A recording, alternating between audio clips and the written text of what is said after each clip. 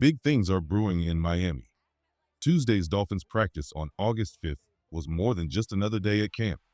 It was a warning shot to the rest of the NFL. Miami's pass rush? It looks dangerous. I'm talking about a unit that could absolutely wreck games this season. You've got names like Chop Robinson, Jaelan Phillips, Bradley Chubb, and Zach Sealer flying off the edge. And don't sleep on Kenneth Grant either. He's been causing chaos in the trenches all week. If this group stays healthy, they won't just be good. They could be elite. We've seen it every day during training camp. They're fast, physical, and relentless. But hey, before we dive into today's full practice breakdown, if you're a real Dolphins fan, do this right now. Subscribe to the channel. Smash the like button. Back to Tuesday's practice.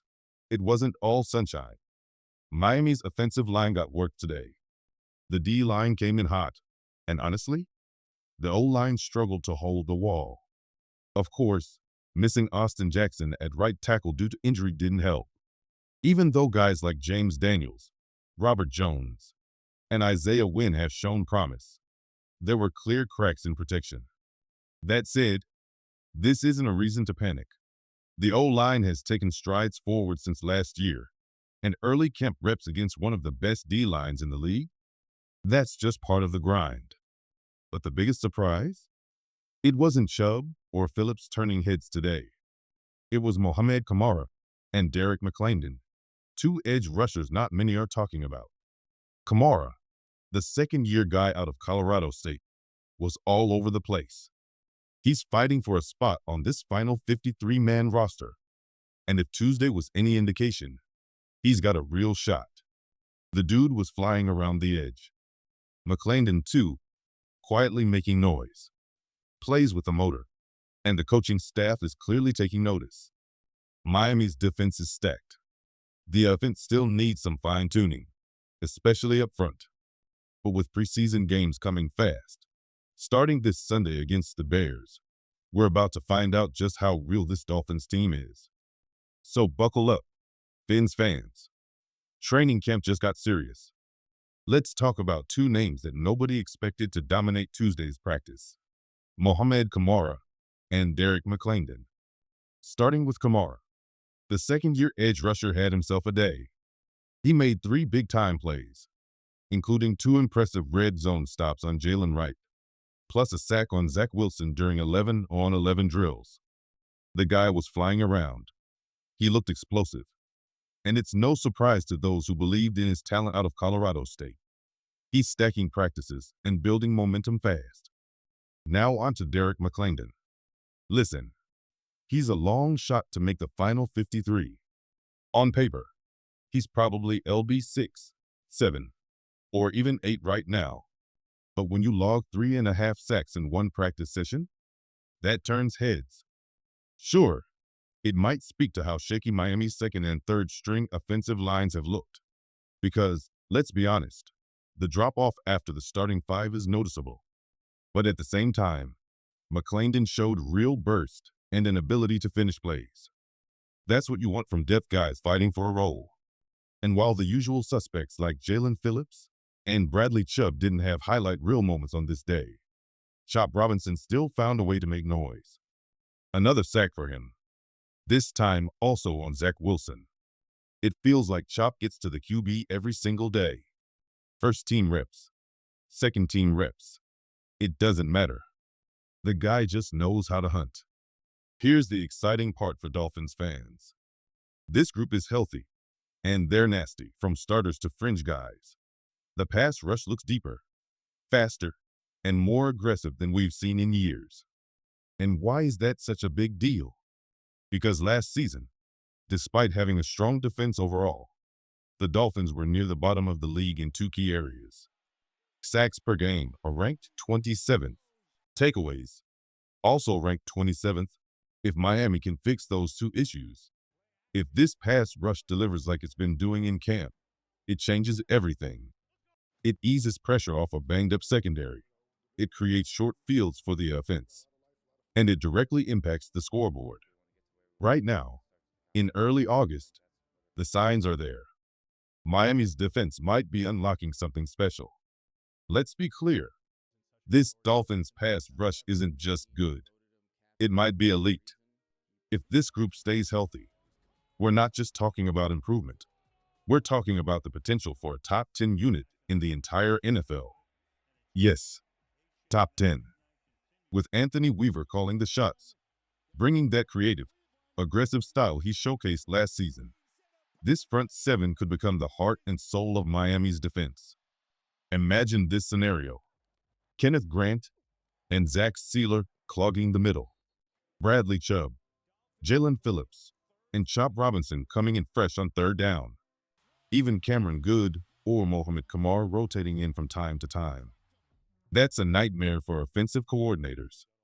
It's the kind of depth and versatility that hides weaknesses in the secondary. And that's the key. If this pass rush keeps cooking, it can cover up some of the uncertainty in the cornerback room. One package that has fans buzzing. That NASCAR front. Lining up four pure speed rushers like Chubb, Phillips, Chop, and Calais in obvious passing situations. Back that up with downhill linebackers like Jordan Brooks, Willie Gay Jr., and David Long, and suddenly third down becomes a war zone. It's not just exciting, it's strategic domination. And here's something not enough people are talking about. Facing this dominant defensive line every day in practice is only going to elevate the offensive line. Guys like Patrick Paul, Isaiah Wynn, Liam Eichenberg, Jack Driscoll, and Austin Jackson, they're being battle-tested daily. And when the regular season hits, they'll be better prepared to face other defensive fronts, most of which won't be as ferocious as their own teammates. Iron sharpens iron, and right now, Miami's trenches are turning into steel. This unit isn't just about hype, it's about real potential. If they stay healthy, the Dolphins could field one of the NFL's most complete defenses. A group that pressures quarterbacks, stops the run, and gives the offense a chance to win every week. So here's the question Dolphins fans need to start asking. Could Miami's defense finish 2025 as a top 10 unit? There's a quiet storm brewing in the Dolphins' wide receiver room, and his name is Theo Weiss Jr. Miami brought in a handful of undrafted receivers this offseason. Andrew Armstrong, A.J. Henning, Monterey Baldwin, and, of course, Weiss.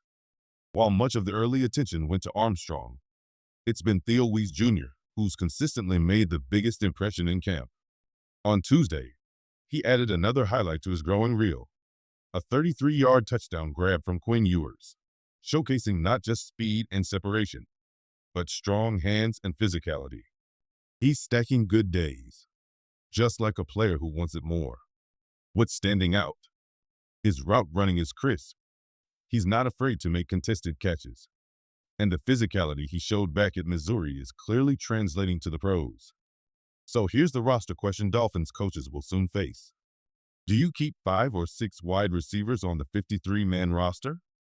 Here's how it's shaping up. Tyreek Hill, locked in. Jaylen Waddle, locked in. Malik Washington, making noise. Braylon Sanders, or Eric Ezukanma, in the mix. Dwayne Eskridge, making a serious push. Special teams ability helps his case. Eskridge, in particular, has quietly moved into roster-lock territory. He's been reliable, dynamic, and offers real value outside of just the offense. So where does that leave Weiss? If Miami keeps 5, it's a tough squeeze. But if they keep 6, Theo Weiss Jr. could be that final name called. And if he doesn't make it, you can bet the team will want to keep him on the practice squad. Because talent like this doesn't just grow on trees. And while we're talking wide receivers, Jaylen Waddle deserves another spotlight. Number 17 is having a ridiculous camp. He's been Tua Tagovailoa's favorite target in nearly every 11 on 11 and 7 on 7 sessions so far. The chemistry between those two looks sharp, and the confidence is building. Waddle's always had the speed, always had the shiftiness, but this year, he's playing with more control, more discipline, and more fire. The one knock on him in past years, the drops. And yes, that's something he's still working on. But if he tightens that up, you're looking at a receiver who could put together his best season yet. This Dolphins receiver room might be top-heavy, but make no mistake, the competition on the back end is fierce. And guys like Theo Weiss Jr. are making it very hard for the coaches to look the other way. Tuesday's practice was dominated by wide receiver action, and Malik Washington made sure his name stayed at the center of it all. Washington exploded for a 52-yard touchdown from Tua Tagovailoa, burning Kendall Sheffield deep. It was the highlight of the day, and another example of why Malik is quickly becoming one of Miami's most intriguing young weapons.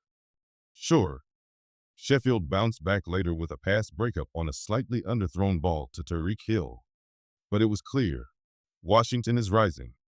His versatility jumps off the field. Can he become the Dolphins' main slot option? Is he wide receiver 4? Will he take over return duties on special teams? All valid questions, and he's giving coaches a lot to think about with every snap he takes. Now, shifting to a more uncertain position group, tight end. With Darren Waller still on the PUP list and rookie Jaelan officially placed on IR, the tight end depth has taken a major hit. Conyers, an undrafted standout from Texas Tech, was seen as a potential gem, but his season is over before it began. That's why the Dolphins moved quickly to sign Chris Murik, adding some emergency depth. But based on what's been seen in camp, 2 names continue to lead the way. Pharaoh Brown looking like the clear #1 in line tight end. Tanner Conner flashing as the most reliable receiving option. Meanwhile, Julian Hill continues to be inconsistent. One day he's blocking well, the next he's dropping passes. While he has value as a system fit and blocker, he's clearly behind the others right now. The tight end room isn't a strength, not yet. But Pharaoh Brown and Tanner Conner are doing enough to hold things together while the team waits on Waller's return. It's still unclear how long Waller will be sidelined, but when he's back, the Dolphins will finally get a look at what he can add to this offense. Until then, it's up to the current trio to keep things steady.